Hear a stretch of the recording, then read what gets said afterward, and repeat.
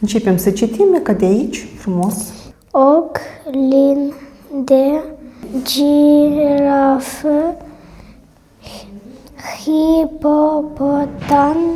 Nepoțelul meu, Tibu, umblă la academică. Când am început să frecventăm, din start nu știa bine să citească, nici să scrie. De acum, de când frecventăm, a stat foarte bine să citească, să scrie. În afară de nepotul mai mic, care anul acesta se va duce în clasa 1-a, a umblat și nepotul mai mare, Tristan, care este deja în clasa a 3-a.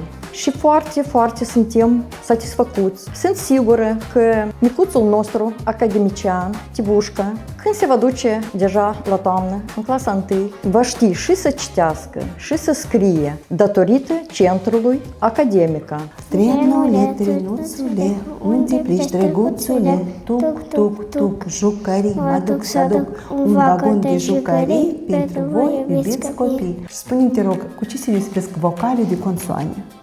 Vocale se cânt, consoane nu se cânt. Vreau să spun un mare mulțumesc profesorilor din partea familiei Muravski și îndemn toți părinții să frecventeze acest centru.